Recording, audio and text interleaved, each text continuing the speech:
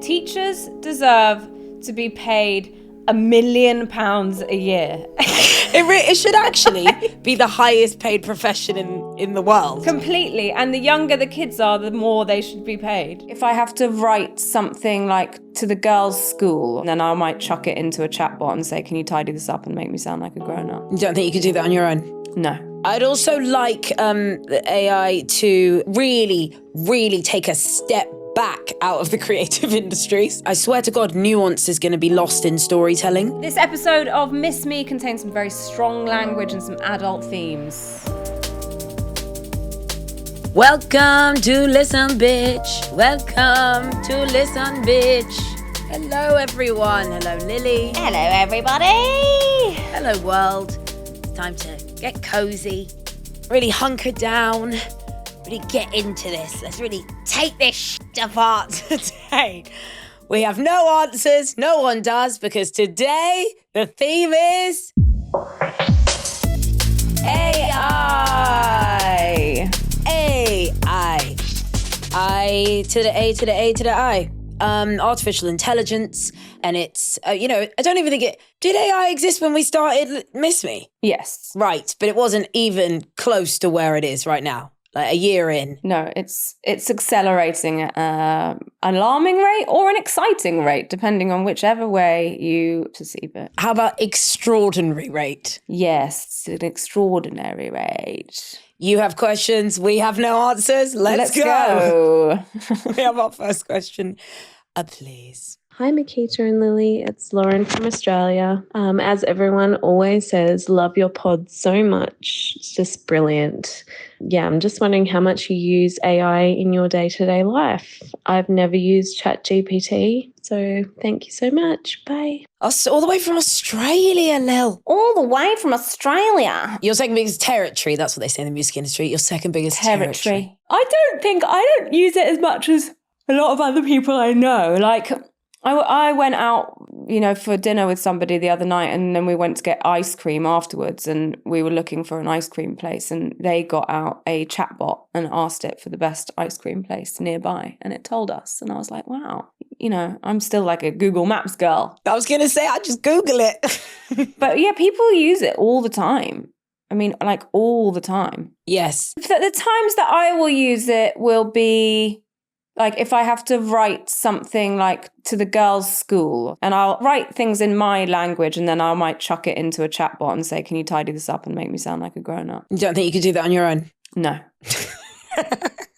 Just managed to do this every week, but can't write an email to a school. This is my worry, that things that we are capable of, we start to believe that we're not. And I think that's where my heart goes a little pitter-patter. I guess it's just where you feel judged, isn't it? Like, the kids' school, the teachers and people, I want them to think that like I'm a, fully functioning, like responsible human being. And so I'd like that to be reflected in my, electronic mail communications. And do you find that these emails still sound like you? Yeah. Just a more efficient version. Yeah, but you'd like to be.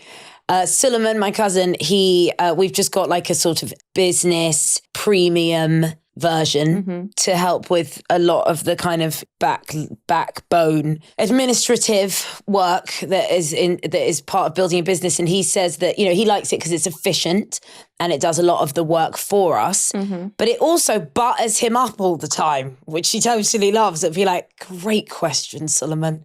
Yeah, great thinking. You're on the right path. And I can see him getting all gassed by it. And I feel like that's when I feel like the world's eating its own hand or something. It's like you're feeding it the information. It's complimenting you back. It's maybe it's the kind of conversation. Actually, that sounds like a kind of relationship I'd like to have. But it has divided the team. Me and Autumn don't like it at all and feel like it takes all the nuance out of everything. That's where I've had problems with it. Just feels all a little bit like summarized. Everything's a little too summarized for me, and I know it even summarizes my text messages now. Not even just emails. Not even just emails. I don't know how to turn it off. It's really irritating. No, you can't turn it off. I think that one's been a little invasive. Suddenly all of our emails are summarized. No one asked for it. There's no way to turn it off. And now it's doing it to text. And it's like, if Jessie texts me, like, yeah, Keats, you're right. Love you. Call you in a bit. I don't need that summarized. I'm not an idiot. And I don't know where it will end. So yeah, that's how it exists in both of our lives. Lauren from Australia, thank you. That's how it exists in our lives. Let's keep this going. Let's have a second question on AI. Hey guys, it's Mariana from Melbourne in Australia. I love the show. Thank you so much for spreading your word across the world, all the way down here in Melbourne. I have a question or more some thoughts and interested to hear what you think as well. AI has kind of been inflicted upon us. We have had no international deliberation or consent from the population. What are the laws around AI? Yet it's been thrust upon us and it's part of our everyday life. Everything from searching up on Google to, using your favorite app. So just interested to hear your thoughts on this. It's a bit scary to me personally and would really be keen to hear what you think about it. Thanks a lot. See you. Well, they're sort of trying. I need AI to summarize her question again for me. What was it? It's about how does the lack of legislation look for AI? And is that the scariest part of it, that there are no laws around it? Well, I think it looks really good for AI. For anyone else, it's not good. But they are working on legislation around it. Yeah, but good luck with that. Like, it's the Wild West out there. There's like I feel like Meta are in trouble, aren't they? Because they were using this resource, this sort of library. I can't remember what the name of it is, where it's got, millions of books, basically. And the AI is using the millions of books in order to help people, write things. But none of the authors of said books gave their permission for their works to be added to this library. And it's an utter piss take. And I think the same thing is happening in music and poetry and, art as well. I mean, I think it's happening everywhere. Yeah. But, look at Spotify. Like, tech companies do not care about artists and creativity. Or at least they don't care about artists being paid. Yeah, I think it's more that. I think they'd be stupid to not believe that like someone like Spotify needs an artist, and it needs an artist to be creative and make music and have output. But I don't think they give a shit about what they get after that. Yay! I love Spotify though. Well, I moved banks and all my subscriptions were made very apparent to me. And I was like, oh my God, I actually couldn't live without Spotify. But that's for subscriptions. We're in AI. Let's have another question, please. Hi, Lily and Miquita. This is Alex from Toronto. I work in investment banking, and it's been incredible, but also really frightening how quickly in the last year ChatGPT has become, like an everyday office tool. So I use it for things like building whole PowerPoint presentations based on content I fed it. I've had it summarize really complex economic reports into a 2-host style podcast so I can listen to it on the train and also have it make more sense. Sometimes I even have it rewrite my emails to sound more masculine when I want to come off a bit more assertive in my communication. So it's really clear to me that AI isn't going anywhere. And in order to stay up to date in the workplace, I need to use it and I need to actually use it well. So I'm, taking an online course in prompt engineering to learn how to better utilize, different generative AI tools. So in that spirit, I asked ChatGPT to give me a question to ask you on the topic of AI that would guarantee my question would get picked for the podcast. So this is what it gave me. If an AI started a podcast about your life based on your texts, emails, voice notes, and DMs, would you listen out of curiosity or sue for emotional damages? Thanks. Bye. Thank you. If an AI started a podcast that was based on what? Like just personal shit? Texts, DMs. Oh my God, I would sue immediately. I would have to get an injunction put out on it. But wait, so we're not hosting it. They're just taking all our information and using that for content for the podcast. Yeah, well, I guess they'd be forming and exposing, the inner workings of your life and the way in which you communicate with varying numbers of people. Yeah, like absolutely not. See, this is what I mean. This is quite a fucked up question. And I just feel like AI is quite a fucked up soul. Like, why would you ever think of doing something so awful to someone, like all their personal information and using it in that way? Well, it's funny that it said that because it's basically a hypocrite, isn't it? Because it does use people's personal information and uses it in that way. Yeah, it's actually, that question's mocking all of us. Yeah. Because if AI is being fed, right, by said person using it, they're like, it's just like us, because it's like a human being, but more efficient, right? But it's like, well, as we know, human beings do really dark, terrible, fucked up things. So if everyone has access to this, then that person may be feeding this machine really dark shit. And then the AI becomes this like powerful beast of really bad information that it's soaked up from the bad person using it. This is my worry, because we're not all good people. Like, I mean, like who I work with is now using it for relationship advice. Wow.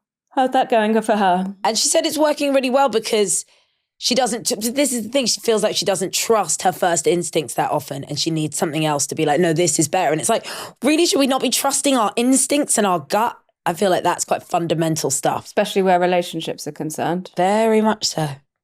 Let's have another question for this week's Listen Bitch. The theme is AI. Hey, my name is Alice. I'm from Leeds, living in Thailand, and I work as a therapist for children. I am finding AI scary. I have ADHD, and I am really addicted to using, or hyperfixated to using ChatGPT at the minute, especially when I was moving to a new country. I needed validating from my heartbreak and the breakup that I was going through as well. It really like validated everything that I was feeling. I sometimes felt like a bit of a burden speaking to my friends about it. I really struggled to open up, and it's given me a way of being able to speak. However, now I've realized that I don't want to do that anymore. And I've actually, me and my actual therapist have said that I need to go on a huge detox from doing this and depending on AI.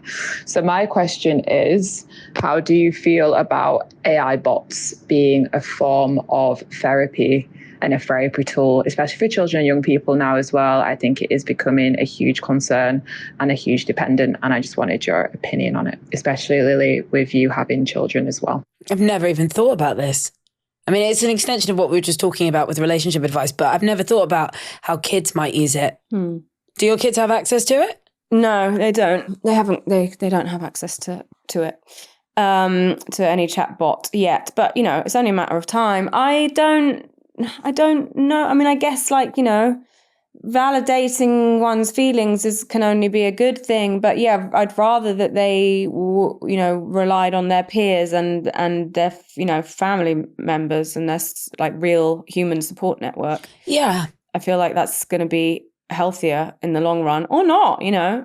Maybe I'm not the best person for them to come to for advice. Maybe you know, a chatbot would have better advice than me. I don't know. But I feel like advice is like, it's not black and white like that, good advice, bad advice. So I think it's all about how you look for things to help you and heal you. This lady was talking about going through some heartbreak, and you know, like some good old fashioned therapy did me wonders, but also like not culture, but like books and film and music. Like those things have healed me, guided me, taught me shit throughout my whole life. Like I think Otis Redding, can't remember which album, but what album, it just like got me through my heartbreak of Jasper. Like, so I remember it so vividly. And I think it's really important to like let things nourish you and not just give you advice. I think one needs to be nourished and, you know, have discovery and learn to be curious again. Worried it might take all curiosity out of the world. And you know how much I've banged on about how important that is. Like, listen to some Aretha Franklin. You'll learn so much more. Honestly, I think I've learned so much more from the things that nourish me in that way. Yeah. Try that instead. Try a little bit of music and culture. If you are on a detox and you and your therapist have decided this is what you should do, then it's nice that she's in therapy as well. It's quite a lot. We're gonna take a break at this point. I think it's much needed, and so we are having a time out. Yeah, I can't talk about this anymore. I need a minute. Don't forget, you can listen to every single episode that we've ever recorded on BBC Sounds. And this week was, it was deep. We got deep on the meaty drop. We spoke about Catholicism. We spoke about the fear of giving up, huge success. and we spoke about childcare. All very important points, I think. If you're enjoying this episode of Miss Me, you can find loads more podcasts you might like on BBC Sounds, like Diddy on Trial, the BBC podcast where I follow every twist and turn in the run-up to Sean Diddy Combs' federal trial in May. I'm Anushka Matanda-Dowty, and each week on Diddy on Trial, I go behind the headlines, from the deepest conspiracies to the latest allegations. Listen now on BBC Sounds. Welcome back. We're still here. We're still talking about things. I can talk about AI again. I just needed a little break. Now I can't wait to talk a little bit more about AI. All right, let's have another question. Hi, Lily and Miquita. My name's Rachel. I'm from London. My question for you is, if it wasn't affecting people's financial livelihoods, what jobs would you be happy with AI doing? I like when people sound like they've really prepared their question. They wanted to say it well. Thank you. What would I be happy with it doing? Happy with what role in my life or in the world? It's funny because I think that, we're now heading into a place where it's like, white collar jobs that are being threatened. So sort of like there's like illegal AI, lots is happening in the legal AI market. And same in like accounting. And, so those kind of like, and medicine and, those traditional like aspirational jobs, right? Those are going to be sort of threatened by AI. And I remember in COVID, when everything was completely shut down, how much I sort of like valued teachers and cleaners and bin men. And those jobs I don't really want to be affected by AI. No, definitely not. I mean, we were talking about the bin men the other day, and that really would be like if there was some sort of machine coming to pick up your bins every day. I can't imagine the hundreds and thousands of people that would be out of work. When I was like homeschooling my kids, I was like, teachers deserve to be paid £1 million a year. It should actually be the highest paid profession in the world. Really? Completely. And the younger the kids are, the more they should be paid. I was like, this is insane. I can't believe we treat people in society the way that we do. Like, they're people that fucking like deliver shit, No, big time. I see people be quite rude to the people that deliver their things, like quite dismissive. And it's like, this is like keeping everything ticking. This shit's keeping your life ticking. How much do you rely on Amazon? I know I do. I'd also like the AI to just really stay out there, really, really take a step back out of the creative industries when it comes to writers. And there's something about, I don't know, I suppose I thought when AI started rising that it would have quite a bureaucratic, administrative role in our lives. And actually, the way it's affecting productions when it comes to even just the things, as I said, the things that I'm developing and people wanting to use certain parts of AI to tidy things up or summarize things. And I swear to God, nuance is going to be lost in storytelling. And then we really are fucked because mistakes in ideas are important, just as important. It's important to like be messy in work and discover things and let things grow into other things. I don't know. When it comes into the world of creation and ideas, I think we're in quite a lot of trouble if it doesn't take a step back. I hear you, dog. Right. Okay. Next question. Hi, Lily and Miquita. So to get down with the new format, my name is Meryl. I am in the Netherlands, trying to get back home to London still. But currently I am working in a European truck manufacturer and I'm the marketing manager over there. How do you guys deal or like grapple with the feelings around using AI? Because it's so convenient and can be practical, but also there is this environmental impact because of the physical side of how AI works and, the amount of servers and data warehouses and processors and things that are needed. So morally, how tough does it get for you guys? Because for me, sometimes I want to use it, but then, it's impacting the environment. And I don't know, it's a tough thing to kind of deal with individually. So just curious what both of your takes are on that and views are on that. Okay, love the podcast. Bye. Bye. It would be nice if AI was used to sort of monitor that stuff and tell us really what's going on around the world environmentally. So we could really get into the nitty gritty of how to solve things. I'm sure it can. Yeah, but is it? Not unless you ask it. Not unless you ask it to. I think if we tried to use it, I'm going to definitely try and use it in a positive way over the next few weeks and see what comes of it. But I think that would be a really positive way. Like if we feel like it's damaging something, let's ask it how it can help us solve that. So it has all the answers. Yes. Do you worry about it morally? Yeah, I mean, I think that there are like environmental issues around it. I read an article the other day that said that it wastes a whole load of energy because people are talking to it and saying things like please and thank you when they don't need to, because obviously it's not a person with feelings. But it's like just even that is incredibly wasteful. What, just the length of time and that people are spending because they're in such like heavy dialogue?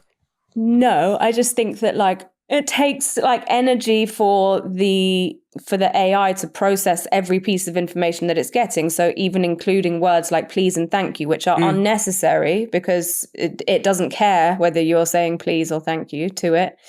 And so but it still has to process that as information. So therefore it's wasteful. Yeah, but that will only get worse because that whole please and thank you thing is what I'm talking about with Suleiman. He feels like this is his buddy and he doesn't just want to ask it a question. It's not just Google. They have a relationship and he's going to kill me. And he wants it to like him more and for it to be a relationship with depth, I think.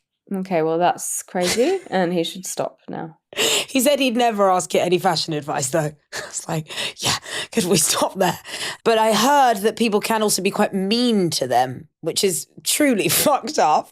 But it might be a good place for people to, like, expel their shit. Like, I'd rather be really mean to some bot than, like, my mother. A lot of the time, like, my, like, comes out the wrong place. So abuse your bot. Okay, that's interesting. Just to get it out there. Bot. So I'm not like doing it to Nanny or doing it to you. Be like, 1 second, before we speak, I just need to really go tell this bot what a piece of shit. I just need to go and tell this bot to go fuck itself. No, because in therapy, sometimes I'm just like angry and I want to like scream and it's like, she doesn't deserve that. She's been helping me for years. And I don't have like, sometimes I'm like, where's my place to do this? Maybe it's here. Maybe it's here. With a bot. Wait.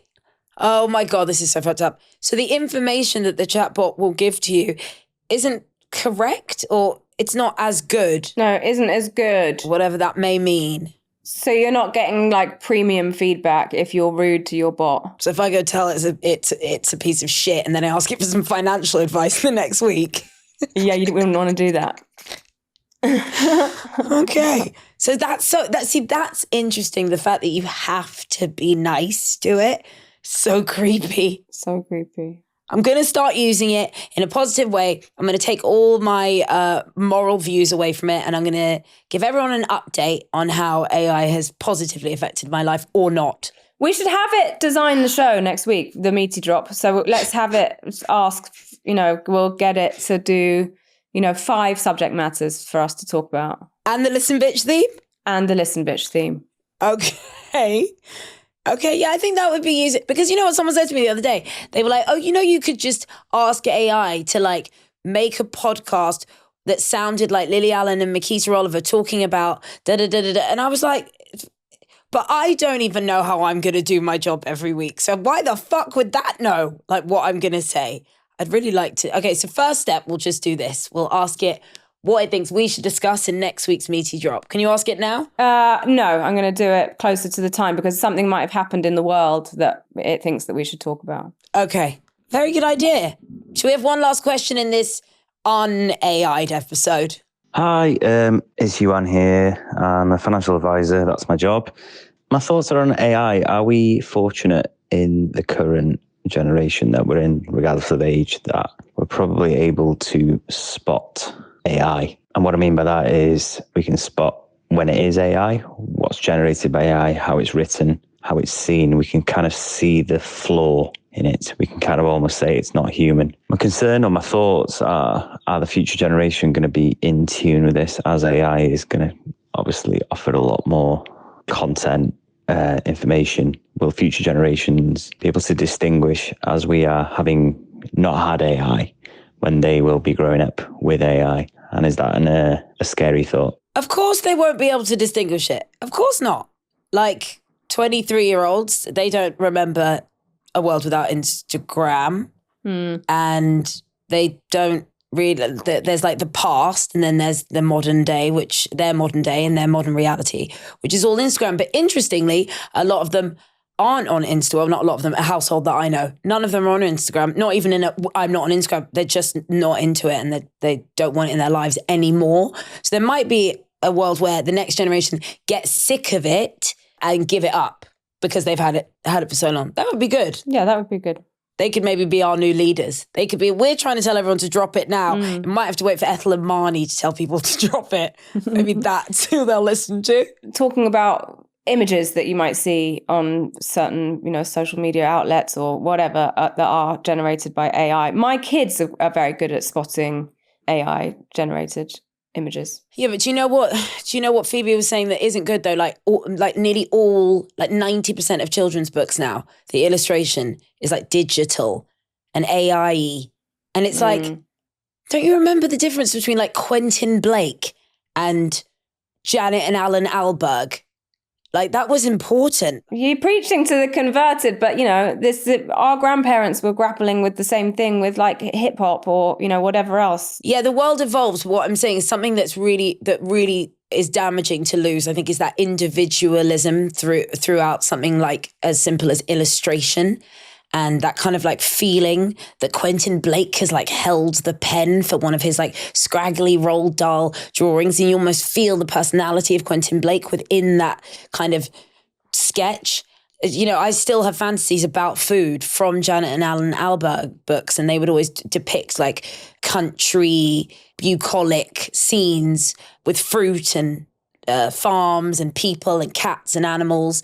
And I would feel like I was lacking a lot in my childhood if everything just looked like the same digital thing. I would find it very upsetting. Yeah. And if there's nothing else out on the market, then you'd be quite stuck. So that's the place we don't want to get to. Don't want to get stuck. No, thank you. No, thank you. Well, Lil, I've had quite enough of you. We had a whole weekend celebrating you. And now we've done Listen Bitch. I'm going to need a little break. Okay. It's going to take a few days off you. Break coming up. Oh, wait. We need it to choose our Listen Bitch. Oh, yeah. Come on then, AI. Okay. And this is us trying to use AI in a more positive way with a more gung-ho attitude. Like, let's work together. What is the theme for next week's Listen Bitch? 1 second. Tell us what you're saying, actually, because this is quite important in the process of, because I've never spoken to it myself. No, I don't want to. Okay, it's between you and your little chatbot. It's not really. Couldn't quite do it.